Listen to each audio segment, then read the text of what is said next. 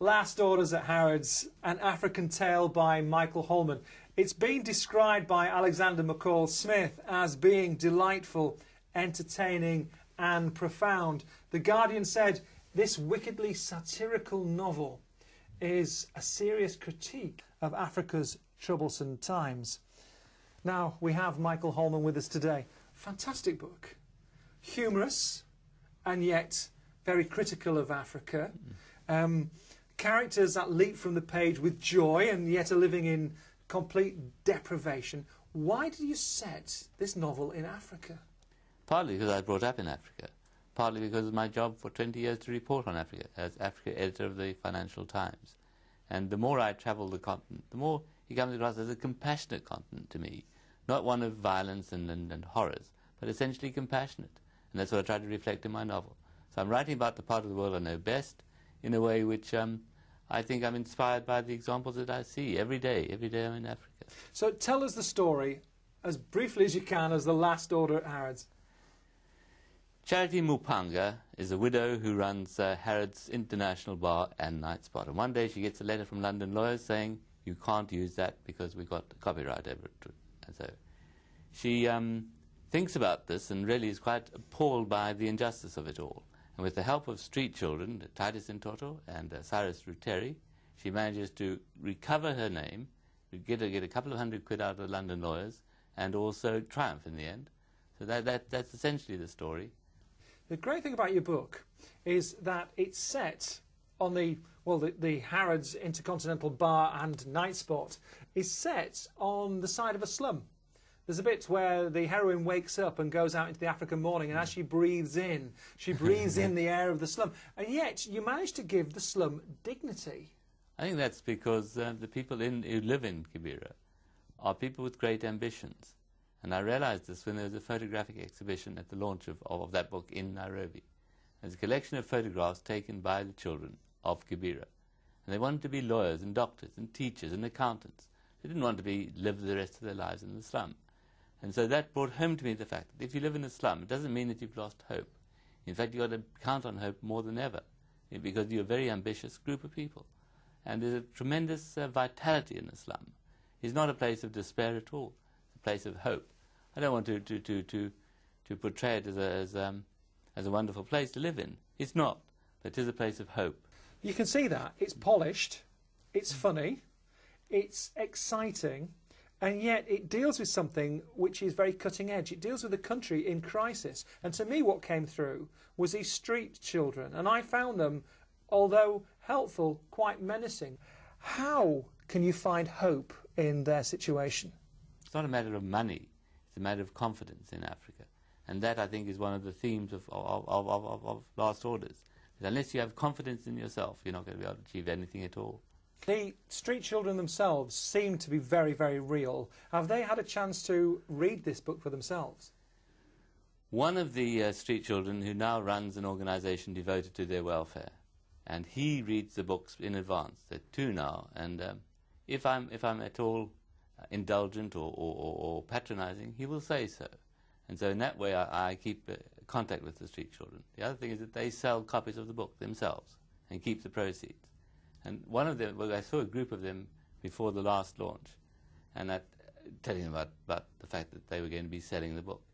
And they asked me, I asked them a question. I said, why do you think somebody from Zimbabwe is so concerned about you? And they thought about this and said, because you love us. Oh. I said, no, it's because I'm afraid of you. And I went on to explain that I think that the real threat to Africa comes from these hundreds of thousands of street children without a home to go to. How do you manage, though, in this situation, which is quite savage at times, and it is quite a frightening place, so it seems to be a frightening place from a Western point of view. You give the characters a great sense of humour. It's it's a funny read, and yet it's quite poignant and quite cutting and tugs on your heartstrings. How do you manage to actually interweave all those different strands together? I begin by wanting to entertain people. If I can't entertain a reader, then there's no point in writing the book. So the first thing is to avoid being didactic. Secondly, to portray the situation as you see it, with reality and without dressing it up in any sentimental way. And thirdly, reflecting the view of the characters, as I just said. They're determined to make themselves better people, and one reflects that in the novel. One of the great things about it is that Titus in Toto has become a role model for street children in Nairobi.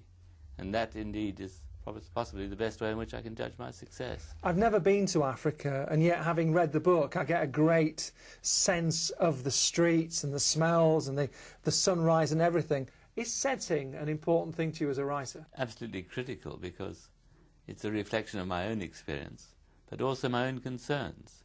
So I go to East Africa regularly, at least 2 or 3 times a year, to catch up on the mood and the attitudes of that part of the world. And as for the sense of the smells of Africa, the taste, the feel of Africa, that's what I feel every time I'm there.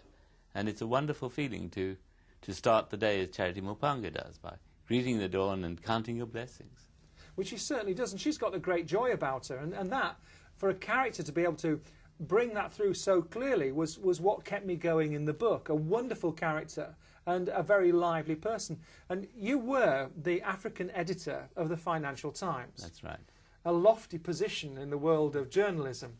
Yet your writing is not like a journalist. You write with great depth and with lots of colour. How do you manage to do that? More. The people cry.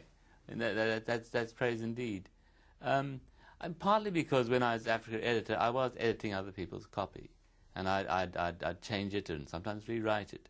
Because there's one fundamental thing, I think, that's common to both journalists and to novelists. You've got to get your intro right. And so that was a profound lesson for me, to get your intro right. And then to draw on my experience, the day-to-day feel for the place, and the language of the place. That's why I keep going back. How do you combine the humour and the satire with the very deep and powerful message that this book conveys? I think if you're going to be satirical, you've got to have a sort of a satirical view of the world. And time and again, life will imitate art. And putting that into practice in writing is a skill that I guess I've acquired over a long time. At the FT, I used to entertain my colleagues by taking the mickey out of office memorandum. And that was a jolly good start.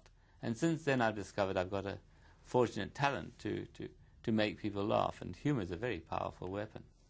So we've got yet another Michael Holmon bestseller.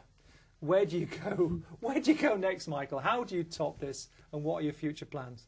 I hope that the book that comes out in next week, called Fat Boy and the Dancing Ladies, will be is the sequel to that. Then I've got a third underway, which is going to be called Dough Balls with Charity, and essentially it's a trilogy of about the people of Quisha, the country in which it's set, and the slum.